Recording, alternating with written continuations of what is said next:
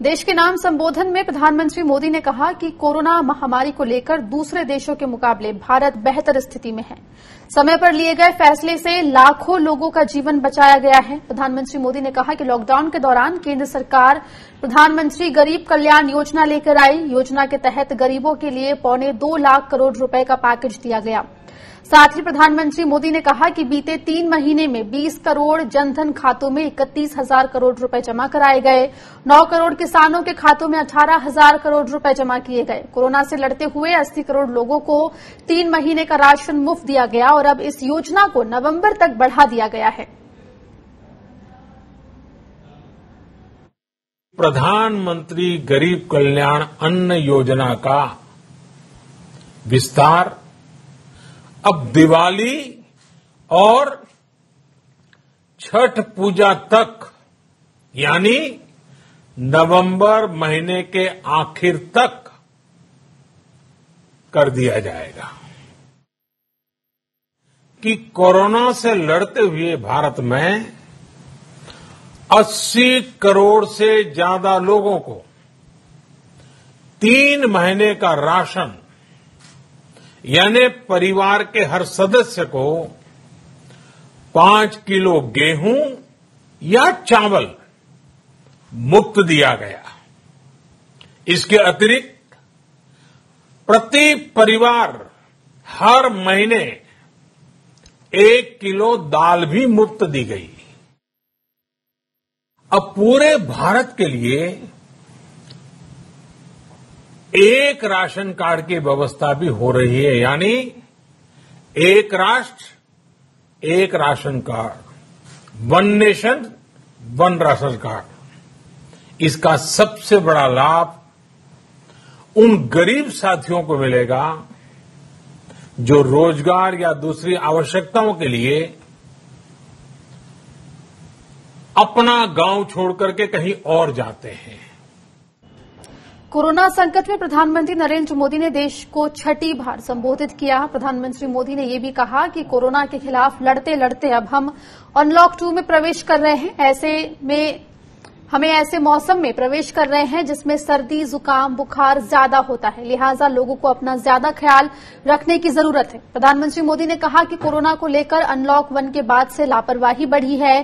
पहले मास्क, 2 गज की दूरी, हाथ धोने को लेकर लोग ज्यादा सतर्क थे, लेकिन अब जबकि आज ज्यादा सतर्कता की जरूरत है, लापरवाही बढ़ना चिंता की बात है।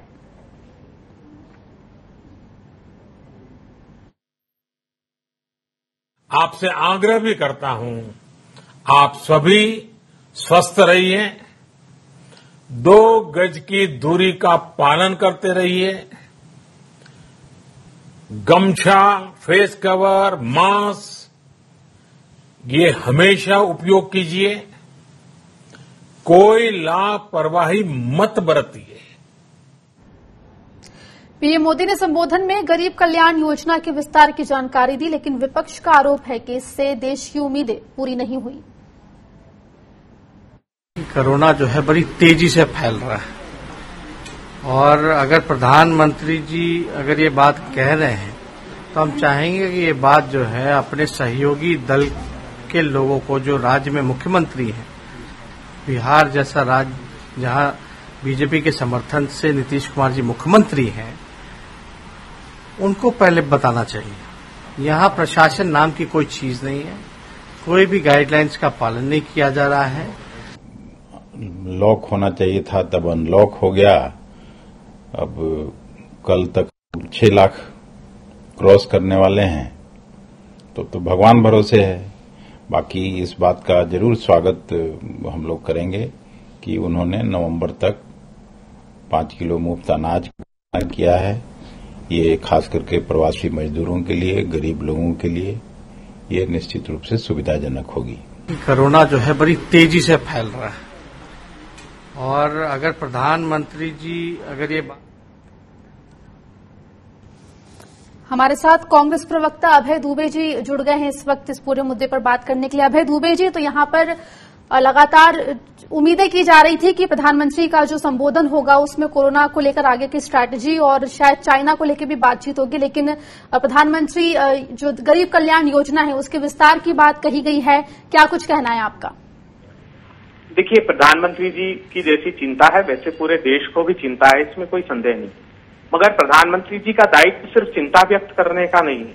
प्रधानमंत्री जी को देश के लोगों ने जिम्मेदारी दी है कि इस प्रतिकूल परिस्थिति में समाधान दें। वो एक आज मुझे बहुत दुख हुआ, प्रधानमंत्री जी ने जिस प्रकार से महिमा मंडन किया कि 80 करोड़ परिवारों को नवंबर तक में मुफ्त अनाज दे रहा हूं। तो प्रधानमंत्री जी 2013 का खाद्य सुरक्षा का ये कानून है कांग्रेस के समय का, 80 करोड़ परिवारों को 2 रुपए किलो गेहूं और 3 रुपए किलो चावल पहले से दिया जा रहा है।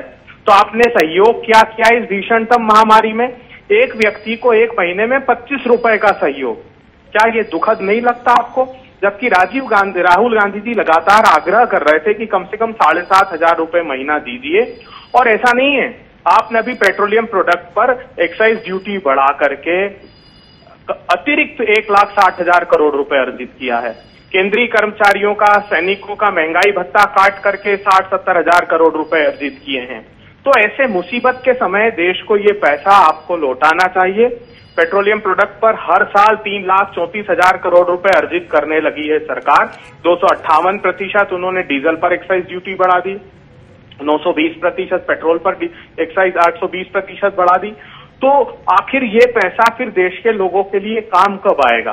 तो मुझे लगता है कि बहुत अपेक्षाएं थी प्रधानमंत्री जी से, और आज का जो उनका उद्बोधन है मुझे लगता है कि चीन से ध्यान हटाने की एक स्ट्रैटेजी ज्यादा दिखाई देती है, क्योंकि अब वो ना चीन का नाम लेना चाहते हैं ना उस विषय पर बात करना चाहते हैं, जबकि बहुत बड़ा संकट हम लोगों के सम्मुख चीन का खड़ा हुआ है। वो गलवान वैली में, हमारे फिंगर एरिया में, या दौलत बेग ओल्डी में जो वाई जंक्शन है जहां से ऊपर दौलत बेग ओल्डी की हमारी विश्व की सबसे ऊंची एयर स्ट्रिप है जिस पर चीन की निगाहें है, वहां खतरा मंडरा रहा है, उस पर बात भी प्रधानमंत्री जी नहीं करना चाहते।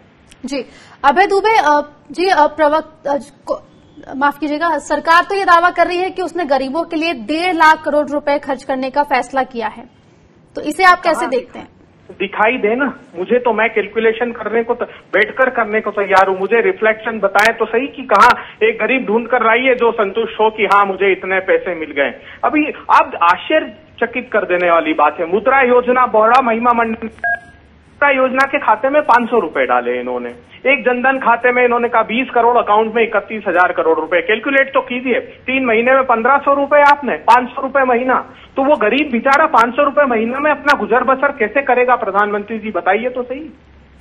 जी अभय दुबे जी, शुक्रिया हमसे जुड़ने के लिए और बात करने के लिए। हमारे साथ समाजवादी पार्टी के प्रवक्ता राजकुमार भारती जी भी जुड़ गए।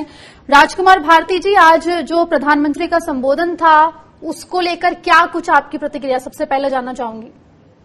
मेरी पहली प्रतिक्रिया तो ये है कि टीवी की स्क्रीन पर प्रधानमंत्री जी का चेहरा देखकर आज बड़ा रहम आ रहा था और बड़ी दया उमड़ रही थी। बड़े हताश, निराश, शब्द नहीं मिल पा रहे थे उन्हें, हालांकि लिखा हुआ पढ़ते हैं तो, और बड़े झिझक के अटक के पढ़ रहे थे। तो प्रधानमंत्री मुझे लगता है कि निराशा के भंवर में जा चुके हैं, उन्हें अब कुछ उम्मीद नजर नहीं आती। अब वो केवल एक मनोवैज्ञानिक गेम खेल रहे हैं कि लोगों को आंकड़ों में उलझा दो। मनोविज्ञान ये कहता है कि जब आपके सामने प्रश्न ज्यादा हो तो ऐसे आंकड़े फेंक दो कि लोग उनमें हिसाब लगाने में लग जाएं उंगलियों पे, और असली प्रश्नों से जो वो विमुख हो जाएं। तो केवल प्रधानमंत्री ने 10-12 आंकड़े पेश किए अपने 18-19 मिनट के संबोधन में। कोई सार्थक बात जिसे देश सुनना चाहता था, या देश की जनता के हित की कोई बात, या देश की जनता का जो मनोबल जिससे बढ़ता या लोगों की निराशा कम होती, कोई एक नेता जैसा भाषण था ही नहीं। एक जादूगर जैसा भाषण था, जिस तरह जादूगर थोड़ा आंकड़े इधर उधर के दिखा के लोगों को भ्रमित कर देते हैं। मैं तो बहुत निराश, प्रधानमंत्री के चेहरे को देखकर ज्यादा निराश था, तो बहुत हताश नजर आ रहे थे। जी राजकुमार जी, यहाँ पे जो घोषणा की गई जिसके तहत प्रधानमंत्री गरीब कल्याण अन्न योजना का विस्तार किया जाएगा, नवंबर तक जितने भी 80 करोड़ जो गरीब हैं उनको मुफ्त राशन की जो योजना की जो घोषणा प्रधानमंत्री ने की, आपके हिसाब से क्या ये घोषणा काफी है गरीबों तक लाभ पहुंचाने के लिए? जो हालात फिलहाल चल रहे हैं, जिस तरह से लोगों की नौकरियां जा चुकी है, लोग बेरोजगार हैं। आकांक्षा जी, ये योजना बहुत ही काफी और बहुत ही सहायक होती अगर ये लागू होती। अगर इसको जमीन पे उतार सके प्रधानमंत्री, अपने भाषण से और अपने मन से निकाल के अगर लोगों के घरों तक इस योजना को पहुंचा सकें। लेकिन प्रधानमंत्री ने और उनकी पार्टी ने तो ये मान लिया है कि ये देश मूर्खों का देश है, जो तुम कहोगे वो लोग विश्वास करेंगे। तुम झूठ बोलो, स्याह बोलो, सफेद बोलो, लोग किसी को मिला नहीं है। मेरे आसपास, मैं जहाँ रहता हूँ ग्रेटर नोएडा में, मेरे आसपास कुछ लेबर टाइप लोग रहते हैं, कम से कम 100-150 परिवारों को हम 2 महीने तक राशन बांटते रहे लॉकडाउन में। अब बेचारे उनमें से ज्यादातर जा चुके हैं, कुछ पैदल चले गए, कुछ रिक्शा पकड़ के चले गए। एक आदमी को एक अन्न का दाना नहीं मिला। मेरा गांव पड़ता, मैं गांव में गया था पीछे अभी 3-4 दिन पहले, मैंने पूछा वहां, बोले किसी को नहीं मिला। पता नहीं कहाँ जा रहा है, ये चाइना में बंटवा रहे हैं, पाकिस्तान में बंटवा रहे हैं, किसको दे रहे हैं, फर्जी बातें हैं सब। जी राजकुमार जी, शुक्रिया हमसे जुड़ने के लिए और बात करने के लिए।